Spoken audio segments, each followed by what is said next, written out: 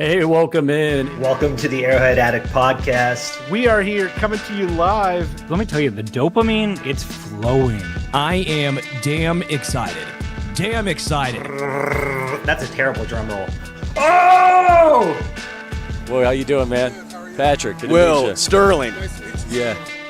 Super Bowl champion, two-time Pro Bowler, and Trent Green. Trent Green, how you doing? Hey, what's going on, guys? And he picked it up! He picked it up! He's gonna score!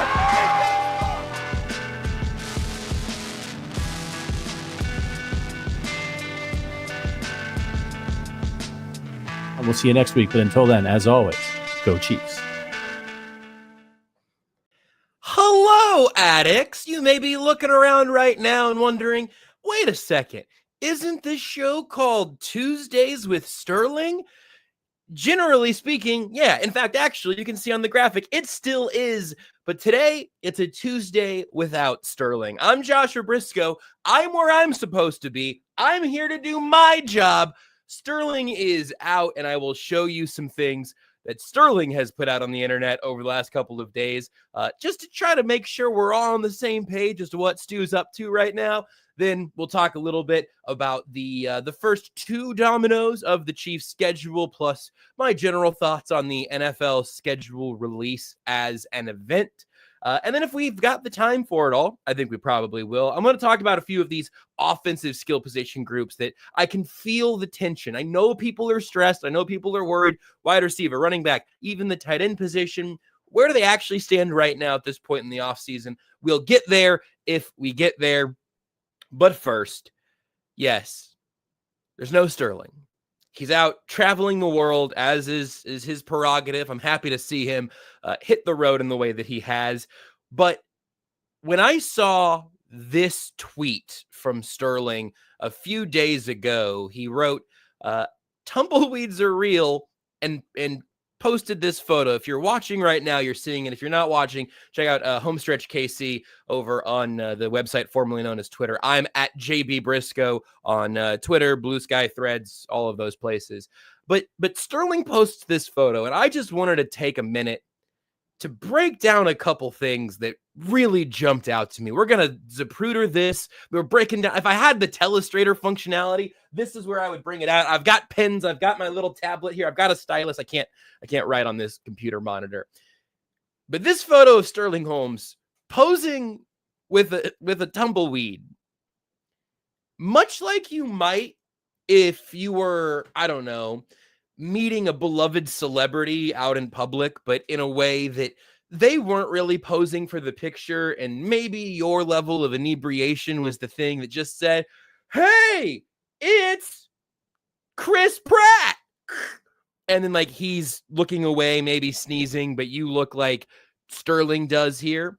I think it was Price, as Slothy's asking here. I think it was Price that commented that photo was in 180p. It might be 18p. There's not a lot of pixels to spare. But when I look at this picture of Sterling, I see the drunkest man in America. Someone else tweeted, I don't know who, I'm sorry for whoever I'm stealing this joke from, but that some Busch Lights were harmed in the making of this photo. I'm glad Stu's out there living life. I'm glad that Stu's out there having a good time. I'm a little bit surprised that he apparently didn't know that tumbleweeds were real. I guess that kind of makes sense. Maybe if you're just, you watch a lot of, I think there are probably some Looney Tunes set in the Old West. You get your old-timey cartoons, and it becomes just sort of this symbol of desolation and dryness, just this tumbleweed blowing around. And I think if that tumbleweed would have hit Sterling, I think Sterling's the one who may have blown over. So if you've seen this man, as producer extraordinaire Richard is really trying to get us, it's an incredible artist's rendering. If you see a mustachioed man who is followed by a trail of Busch Light cans, like the tail behind a car leaving a wedding, just married on the back. Sterling's a little more than just married to this point. But if you see him, please reach out to your local authorities, reach out to me, to Richard, to anyone in the Holmes family. You can always visit arrowheadaddict.com, not just to put in your reports for the one and only Sterling Holmes, who's out on the limb, but also you can go to Arrowhead Addict to stay up to date on the Chiefs' schedule release, which is the quote news of this week. Now, look, I'm gonna be recklessly honest here in a way that I hope doesn't mess up anybody's day, week, plans of any sort. But sometimes I gotta be willing to step on a toe. I don't know whose toes are out right now, but I'm gonna step on a couple of them. I would say, again, if you're looking to stay up to date with the Chiefs schedule released, I'm sure that Matt Connor and co. have you covered on Arrowhead Addict, a great place to check that out and to stay up to date with everything. However, and I like to think that even Matt would tell you the same, it's okay if you just wait until the schedule's out. Remember how you used to find out about the schedule? I do. I remember how I used to find out about the Chiefs schedule every year. Maybe I'd read it in the paper. The schedule's out. Here's the order. Fantastic. Newspapers. Yeah, I'm 30. I had newspapers at one point in my life. But then after that, you know where most people, if you're not an absolute dyed-in-the-wool diehard, if you're not an Arrowhead addict per se, you know where you found out the Chiefs schedule? On a free magnet you got from a dentist or the grocery store or anywhere that wanted to say, and it couldn't say Chiefs, of course, Kansas City football schedule 2012. And back then, you may have wanted to know the dates just so you could avoid them like snuff films. I just don't want to be looking at the television when I think this 2012 season may unfold. But that's how we found out. And you know what? That was fine. Maybe I am finding the inner Sterling Holmes that we all carry within us, just little pieces here and there. But if there's anywhere that I am going to shake my fist at the clouds, I am going to be distraught with frustration and agony and just the most painful, useless process in the NFL. This is the time I'm going to do it. Look, you've been here as we talked about the NFL draft. The draft is awesome. The draft is fun. Even pre-draft, Sterling and I are not the biggest mock draft heads in the world, but that's in large part because, we're kind of guessing. We're speculating, we're projecting, but at the very least, mock draft season, we're trying to figure out what may happen. We're trying to figure out what might be next. Guys, the schedule is just the schedule. We already know who the Chiefs are playing. Their opponents were set when the season ended.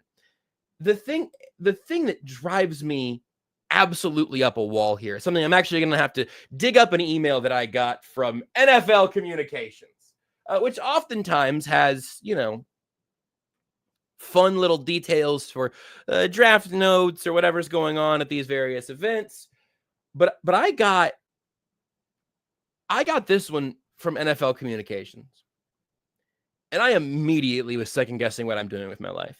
Just for a little bit. I got over it. This is on May 8th. The 2025 NFL schedule, powered by AWS, will be released on Wednesday, May 14th at 8 p.m. Eastern on NFL Network, NFL.com, the NFL app, and NFL Plus, just in case you're afraid you may not be able to watch it. Ahead of the release of the full 2025 schedule on May 14th, that's in tomorrow, the league's broadcast partners will announce select games the following days. NBC, Monday, May 12th, on The Today Show. Fox, Monday, May 12th. Prime Video, Monday, May 12th. ESPN, Tuesday, May 13th, on Good Morning America. CBS, Wednesday, May 14th, on CBS Mornings. Netflix, Wednesday, May 14th. I was even okay when the NFL decided to spread out the draft even more. You get round 1, night 1, and then 2 and 3 are day 2, and then day 3 is 4, 5, 6, 7. It's a long Saturday, but it's kind of fun. You want to make events out of it. I love the NFL. I love NFL events. I love the games. I'm going to be looking forward to preseason football in a way that does not make me feel great about myself when that day comes. I can't look at the trickling out of the NFL schedule on the edge of my seat, trying to cobble it together. And I did this in many years past and multiple previous stops where I'm tracking all the rumors or doing a live show as the schedule is coming out. We're going to talk about the schedule when we have it, and that will even be fun. I'm good with that. Next Tuesday, I hope Stu and I sit here and talk about the 18 weeks. I hope we see a late bye, which I saw somebody in the comment section asking for, hoping, you know what? We'd like to see a late bye week. Weston said late bye or else we riot. The Chiefs deserve it after the way that last year went, and generally just a nice time to try to get your bye a little bit later in the year when you're anticipating playing into January and February. But man, as Slothy says in the chat, how did I used to learn the schedule? Dad would make me get up and go change the channel on the TV at noon on Sunday.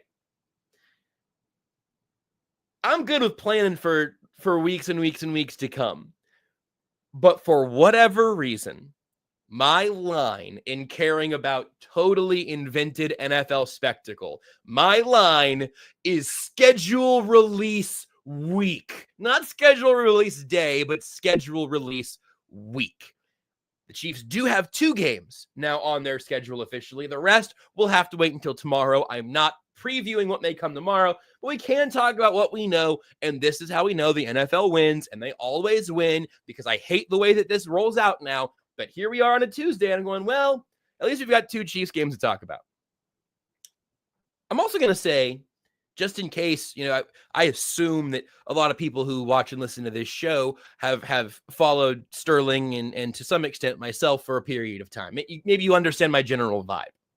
If you're just joining in today, you're going to think I'm the grouchiest man in the world. I'm really not.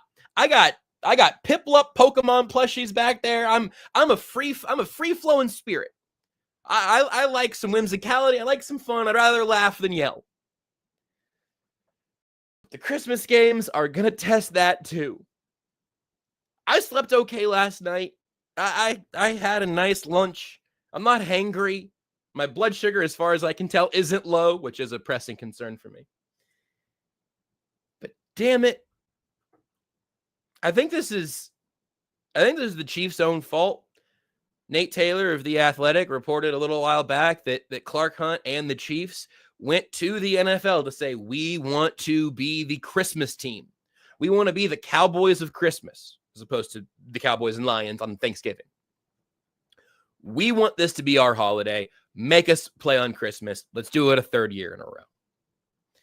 I've seen some Chiefs fans take either side of this. I'd say that of the people I've either spoken to or just seen reactions from, I think it's like 75-25 to excitement, which I think makes sense, by the way. A holiday game every few years is kind of an interesting, kind of a fun little thing, even if you're covering the team. And I really, especially people who had to hit the road to cover the team on Christmas Day, the beat writers and everything, they've got the raw deal there. But also everybody running things on Arrowhead Addict, KC Sports Network, across the Chiefs media sphere. I'm not just complaining on behalf of my fellow media members. Do you want to watch the Chiefs on Christmas? The best part about this Christmas draw for the Chiefs is they have the night game this time, 7:15 on Amazon. Cool. Better than it being Christmas morning, open the presents, hope you got everything ready because the inactives are out. Hope the stockings are empty because it is time for kickoff. The night game is a little bit less intrusive. I like Christmas. And I like NFL Sundays. I love NFL games. I love the holiday season. My birthday is 2 days before Christmas. I'm a Christmas baby. It is in my blood. I love the Christmas season. I don't always need to combine good things. I'm also, in general, a sports fan. I would say that I'm a medium casual NBA fan, just to kind of put me on the spectrum there. Ronson Trait in the chat says the solo vibe is very radio. It sure is, man. I hear it too. It's weird. But even if I look over to try to read your comments, now I'm competing with my own internal monologue. I haven't done this. And also I'm looking at myself while I'm doing it. Very radio on the internet. Appreciate you hanging with me. I know it's a lot of my voice today. Usually I get to be the foil to Sterling, which makes me feel like I'm the voice you may be wanting to hear, as opposed to Sterling talking at you constantly. Not today. Today I'm the volume shooter. Ronson Trait says, I prefer to watch football games on Thanksgiving and Christmas that I'm not invested in. That's exactly where I'm at, man. And back to my full circle, my NBA allegiances. I don't watch NBA on Christmas, I guess, before the NFL took over the Christmas Day. I didn't watch the NBA on Christmas very closely. It's kind of nice to have on. Thanksgiving is the best vibe for this because you're hanging out with your family, you're eating a bunch of food. Eventually, you've made a dent in the turkey. And it's kind of that point where, like, everybody's breaking off, having little conversations. Maybe it's nap time in the recliner. What do we do in America on Thanksgiving? Family circles up around the TV. You flip on whatever game it is. And it doesn't even really matter if the game is good. What matters is that somebody's going to make fun of the Bears. What it really means is that there's something to either shout about, watch your fantasy team about, laugh at. That's the sweet spot for me. I'm totally with this idea that the games that I'm less emotionally invested in are the ones that I want alongside as a side dish to the holiday. A Christmas main course of Chiefs football is not what I'm looking for. I'm not beside myself. It's not the worst thing in the world. We're talking about, hopefully, good, fun football on perhaps the most fun, wholesome day of the year. I just don't need it. And I'm a little bit surprised that the Chiefs decided they do. The answer is money, right? Like, this is something with the partnership with the streaming services where the Chiefs are seeing a chance to, three is no coincidence, right?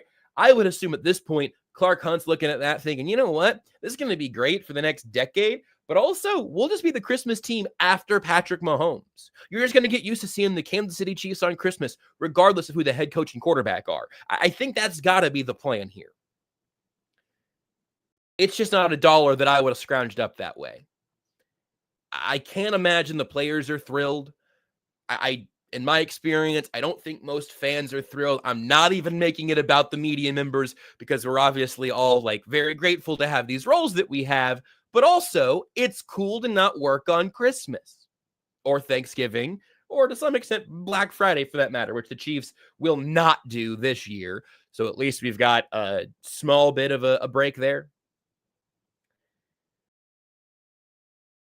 I was expecting it because Nate had reported it a while back. That's where the direction it was heading in. I expected it, and I was still disappointed by it.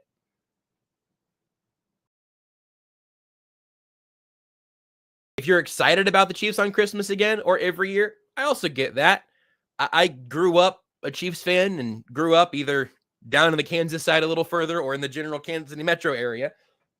And the idea that the team that I root for is always going to have a national fixture that is going to get that word association holiday thing, that was fun.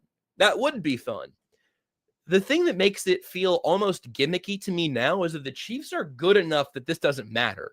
The Chiefs don't have a dearth of primetime games, right?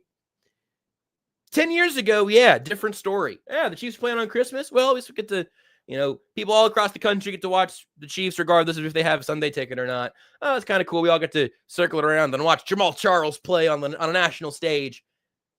We're not there anymore. And I would have rather seen somebody else. I'll put it that way. The other schedule thing that we do know now is the Chiefs will be playing in São Paulo, Brazil on Friday, 7:15 Central Time against the Chargers. The Chargers are hosting, so it's a road game for the Chiefs. They're going to Brazil instead of LA, Arrowhead South instead of Arrowhead West, perhaps. I'm not willing to claim that entire stadium on behalf of Chiefs fans yet, but, I think the Chargers, I would imagine, will still probably be outnumbered down there. The international slate of games, on the other hand, to prove I'm not always just a curmudgeon, the international games I'm generally pretty okay with, and I think this is the draw you want the Chiefs to have. I think if you're going to end up with an international game, and most teams are going to be, I don't know what the exact numbers are, but the international slate continues to expand. You've got teams playing multiple international games. It's just a direction the league's going in. It's also about money, for what it's worth. All of this is at its core about money, and expanding the game is code for expanding our wallets. But you say, hey, there's going to be an international game. When would you like to do it? I think I'd say, I don't know, send them to Brazil in week 1 with a few extra days to get ready for week 2 after. Yeah, cool, great.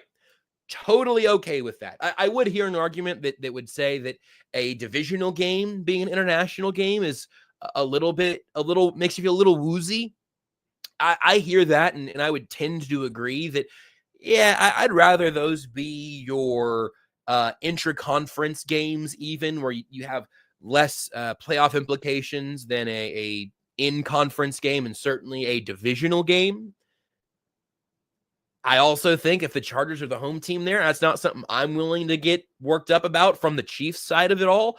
Maybe it's a little bit weirder to have a game, again, an international game. It's a new stadium. Certainly you want to be careful about the playing surface and all of that.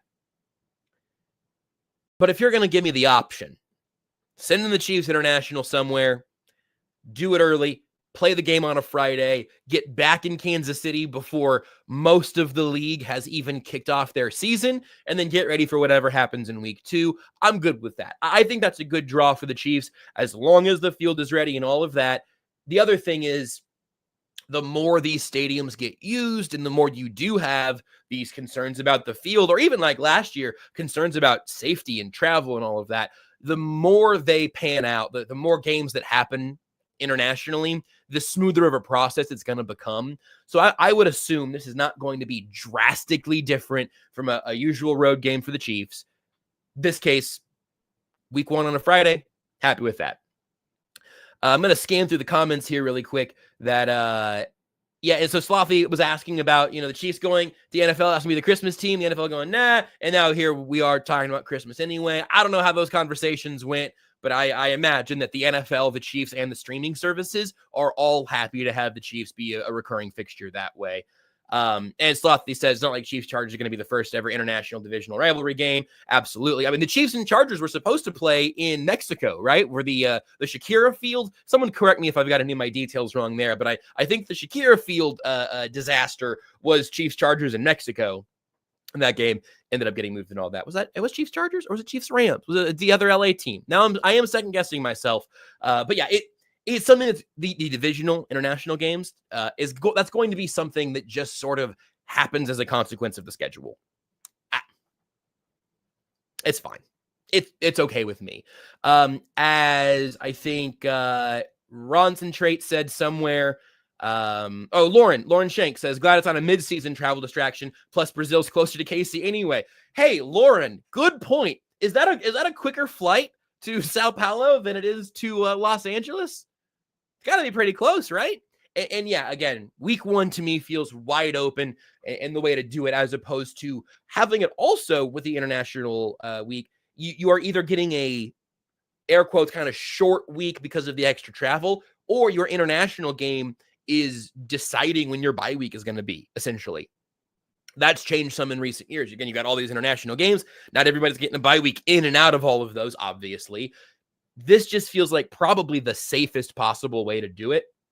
Ronson Trait says, week 1 for sure. Any other time, I'm not a fan of international without the previous week being a Thursday game and a bye the following week. I'm with you there, Ron. I kind of like this is a little bit hypocritical, or maybe this is just because I'm not traveling with the team. I'm not a season ticket holder, but I kind of like the idea of the international games, but I really want them to ideally not impact the sanctity of the game. That's a little bit over the top. Maybe just, I don't want it to impact the game very much, right? The vibes being different, and then hitting the road and going and playing in Germany and all of those things. Like I've enjoyed a lot of that. And I do think it makes sense. Again, you've heard my criticism and skepticism already. Expanding the game means expanding your wallets. But I kind of like the idea of American football stretching around the world in a way that it clearly has gotten that momentum.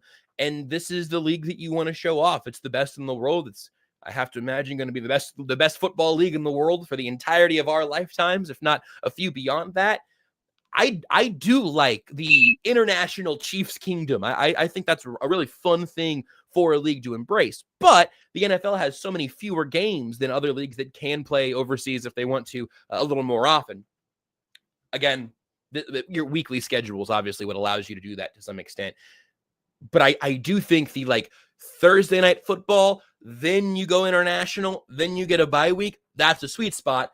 The Chiefs are basically getting that by kicking off the season that way. Okay, I think Joshua Zylstra, Slothy and Joshua have disagreed here. I got to check my notes. But Joshua says Rams moved to the Coliseum, and then they went back the next year and actually played the Chargers. That seems right. Slothy was saying it was Chiefs Chargers, but you're confused, not sure about Shakira. I know there was a Shakira concert at I think it was at Stadio Azteca, maybe. I can't remember now. Shakira had a concert, and the playing surface was so torn up, they ended up relocating that game, I think, just back to Los Angeles. Joshua says the Googs says it was the Rams. So they were not going to Mexico to face the Rams, ended up in LA, but then they did go with the Chargers. So again, all of that was an offshoot of international divisional games have already happened. They're going to continue to happen. I think that's not the worst thing in the world. I'm glad that of the two scheduling, I hate to even call them pieces of news, of the two schedule release items of 18 that we're still waiting for, 16 remaining. So annoying. I am glad that one of those feels like a nice win and a good way to kick off the season, as long as the playing surface is good. Glad they're doing international in week 1. Christmas, I'm a little bit annoyed by. However, what we just did here together, ladies and gentlemen, addicts of all ages and all types, we just crushed half an hour of kicking our feet back and talking about schedule things. So once again, the NFL has already won because we're going to have the rest of the schedule coming up tomorrow. And again, you're going to get great coverage of that from the gang here at Arrowhead Addict. You can go to arrowheadaddict.com and see what's up with the latest releases and updates and all of those things as it does trickle out. One interesting thing about week 1, by the way, that I didn't see until just like an hour before the show for whatever reason, it's going to be on YouTube. Free streaming on YouTube is the report here. Front Office Sports has had the story a few days back. And I don't even know. I don't think this was when they had been officially. The game had not been officially announced yet, but it looked like it was going to be Chiefs involved somewhere there. From Front Office Sports, the league is closing in, and it has now reportedly confirmed. The league is closing in on an agreement to have the Google-owned YouTube distributors of the residential version of NFL Sunday Ticket carry the September 5th game in Brazil involving the Chargers as the home team. The deal, according to the sources, will see the opening week game from São Paulo include the Chiefs, the NFL's top viewership draw, as the visiting team. Again, this has now been confirmed. By placing the game for free on YouTube, which boasts more than 2.5 billion monthly active users around the world, hey, that's an astonishing number of people. I mean, you're probably watching this on YouTube if you're watching right now, so thanks for being a part of that number. The audience is likely to challenge, if not surpass, the league's streaming record of an average of 24.3 million viewers in the U.S., set last year in the nightcap of a Christmas Day doubleheader on Netflix. Production details for the Brazil game remain unknown, and YouTube does not have the in-house capabilities to produce the NFL broadcast. So I assume here on whatever level there's going to be a partnership between the production company. Maybe it's just an NFL Network production that gets carried out on YouTube, but that'll be interesting because of all of the ways, and look, I don't know if I've mentioned this or not yet, folks. All of this is about money. But as the NFL in a lot of ways has stretched itself thinner and thinner and thinner and made itself more and more and more expensive, you need Netflix, you need Amazon, you need Sunday Ticket. What do you want to watch? You're going to have these 5 different outlets to actually watch these games. Interesting for them to at least be testing the waters on a publicly available free YouTube broadcast. they don't have the production team, but they do have the infrastructure to actually like air that in a way that we weren't really sure Netflix would be able to do. They weren't really able to do that with the big fight that was sort of the precursor. I think things went okay on Christmas and the actual broadcast. I remember being at least decent. I don't have any strong memories about how that broadcast went. I'm sure there will be a partnership between the NFL and some voices you're used to hearing calling the game. And I imagine, by the way, all of these games end up airing locally in Kansas City. I would think that 41 KSHB is going to end up being your most likely spot on some of this. I don't know any of that officially or any of that for sure, so do not quote me on that. Do not email Mick Schaefer and tell him that I said that. Don't do it. Don't tweet. Well, you can tweet at Mick if you want. That's fine. He won't respond. Maybe he will. I don't know.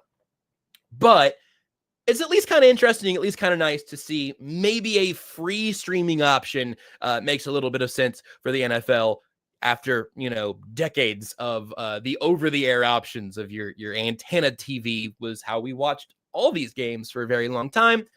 Interesting to see them look to YouTube as a modern way to provide a free option for showcasing the league's best team, one of the most interesting AFC matchups, and hopefully setting the stage for an excellent year in the AFC West and an excellent year of NFL football. I just wish the Chiefs weren't playing on Christmas Day, excuse me. I wish the Chiefs were playing on more Sundays, honestly. That Friday, though, that's okay.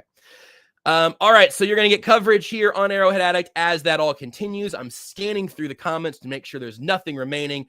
Ronson Trade says by 2028, there will be games on a dozen different streaming platforms. You might be able to get pretty close to that already if you're working with Fubo and Tubi and Pluto and Tubu and all of the different things that the streaming world has to offer right now. And Joshua Zilser says, can't wait to see how the Chargers social team tries to burn us after losing the Super Bowl in our third straight appearance.